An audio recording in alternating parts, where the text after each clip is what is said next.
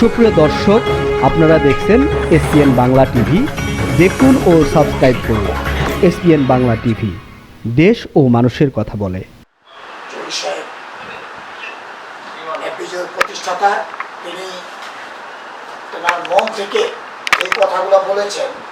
Actually আমাদের এই ফেডারেশনটা এই নিয়তেই আমরা করেছিলাম যে আমরা সবাই ঐক্যবদ্ধভাবে আমরা কাজ করব, কিন্তু কিছু কিছু মানুষ আছে যে তাদের ফেডারেশন এবং সংগঠনের চাইতে তাদের পদ এবং পদবীর দরকার খুব বেশি, এবং সেই সমস্ত লোকগুলোই দেখবেন আজকে আমাদের সাংবাদিক সংগঠন এত বেশি যে আমার এই সদস্যপত্র যদি না থাকে, যে আমি মহাসচিবের পদ নাই, কালকে দেখা গেল যে আমি যাই আরেকটা সংগঠন করে ফেললাম, দোকান আরেকটা খুলে ফেললাম।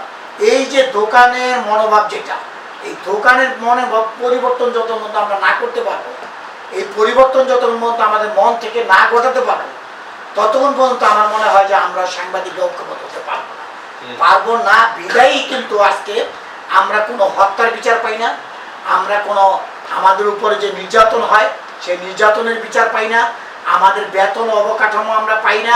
আমাদের পত্রিকার মালিকগণ লেখা আছে নবম ওয়েজ বোর্ড, অথচ আমার বেতন কত আমি নিজেই জানি না। নবম ওয়েজ বোর্ড অনুযায়ী বেতন হইল একজন স্টাফ রিপোর্টারের বেতন প্রায় 50-এর উপরে, অথচ ওই স্টাফ রিপোর্টার সে নিজেও জানে না আসলে তার বেতন কত। অথচ তারা জিজ্ঞাসা করলে অনেক সময় বলে এটা। ইদানিং আরেকটা জিনিস বের হয়েছে, সেটা হলো কি, যে আজকে আরেকটা জিনিস বের হয়েছে যে এমন একটা জিনিস সেই জায়গার মধ্যে কি দেখায়, যে বলে যে এই তুমি কোন জায়গার সাংবাদিক, এই জার্নালিজম বানান করো, ওইটা বানান করো, ওইটা বানান করো। আমি ওই ভাইদেরকে বলবো যে আপনার এই ক্লাস নেওয়ার জন্য অনুমতি কে দিচ্ছে? আমার এই ক্লাস নেবে আমার সম্পাদক, সে আমার ক্লাস নিতে পারে, যে তুমি আমার ক্লাস নিয়ে সে আমাকে আইডি কার্ড দিবে। আমি তাদের বাইকদের বলবো যে আপনারা এই কাদা ছোড়াছুরি করবেন না। যদি এই কাদা ছোড়াছুরি করেন, দেখবেন যে একদিন আপনি নিজেই সাংবাদিকের কাতার থেকে নাম চলে গেছে। কারণ কি? একটাই কারণ, যে আমরা পেশায় সাংবাদিকতা এমন একটা জিনিস, এটা মহৎ পেশা, এটাকে আপনারা বারবার কি করতেছেন, কলুষিত করতেছেন। আজকে ফেসবুকে দেখলে আমার লজ্জা হয়, আমিও মাঝে মধ্যে চিন্তা করি যে এরা কারা, এরাই আজকে আমাদেরকে এই যে একটা বৈষম্য তৈরি করে, যে কি, যে এরা হলুদ সাংবাদিক, এরা অপসাংবাদিক। আমি একটা জিনিস বলবো যে আমরা আসলে সম্পাদক যদি আমাদেরকে কার্ড দেয়, আমাদেরকে নিয়োগ দেয়, আমি সাংবাদিক এবং আমার ওই ভাই সাংবাদিক, আমি এটা বলবো। আমি একজন সংবাদকর্মী হিসাবে আমি এটাই বলবো, কারণ সাংবাদিক সার্টিফিকেট দেওয়ার একমাত্র গ্রহণযোগ্যতা হচ্ছে উনি যে নাকি সম্পাদক। সম্পাদকের যদি বলে যে এটা আমার সাংবাদিক, সে সাংবাদিক, সে যেই হোক। আর যদি আমি আপনাকে বলতে পারবো না যে আপনি সাংবাদিক না, এই কথা আমার বলার কোনো অধিকার নাই, আমার কোনো রাইট নেই। পাশাপাশি একজন সম্পাদক, তিনি একটা পত্রিকার মধ্যে তিনি পারে এই ডাটা বেজে সহযোগিতা করার জন্য। আমি আজকে আমাদের এই অনুষ্ঠানের মাধ্যমে আমি একটা জিনিস বলবো আমাদের মন্ত্রী মহোদয়কে, যে আপনি যদি গাছের গোড়া থেকে আগা ধরে টানাটানি করেন, তাহলে কোনোদিনে কোনো কিছু সফল হবে না। এটাকে সফল করতে হলে প্রথমেই আনতে হবে সম্পাদক মণ্ডলীদেরকে ডাকতে হবে।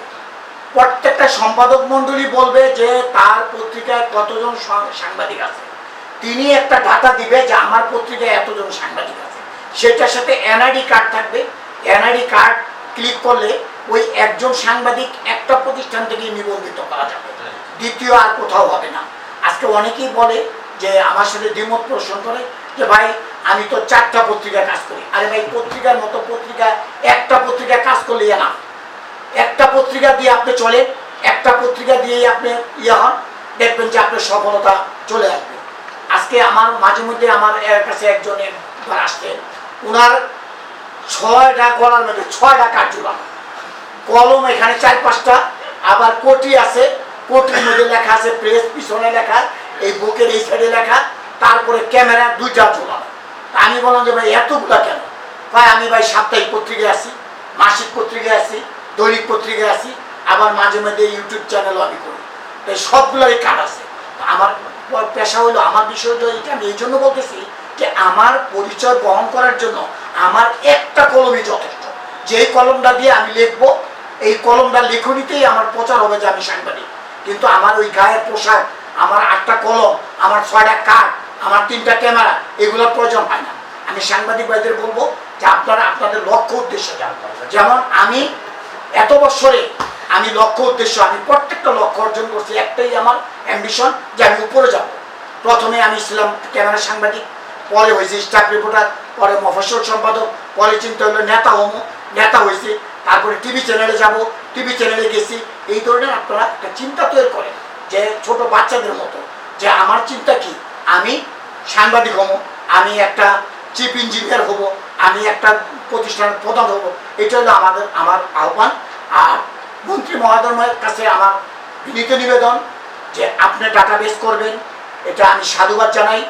এবং সাংবাদিকদের যে একটা শিক্ষাগত যোগ্যতা নিয়ে ইদানিং কথা উঠছে, এটা বিগত দিনে আমাদের প্রেস কাউন্সিলের অনেক চেয়ারম্যান এটা করছে, করাতে কি হয়েছে, এটা সফল হয়নি।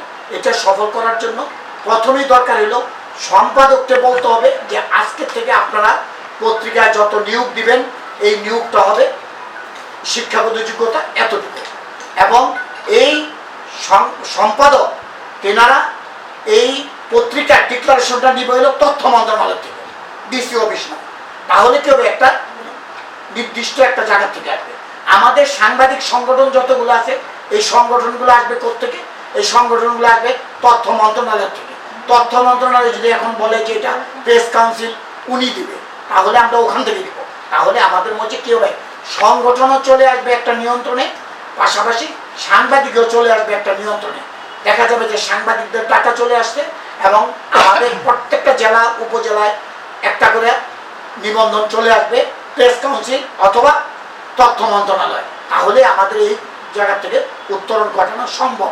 এছাড়া আমার দৃষ্টিকোণ থেকে বা ক্ষুদ্র জ্ঞান থেকে এই ধরনের উত্তরণ করা সম্ভব হবে না বলে আমি মনে করি। ধন্যবাদ সবাইকে।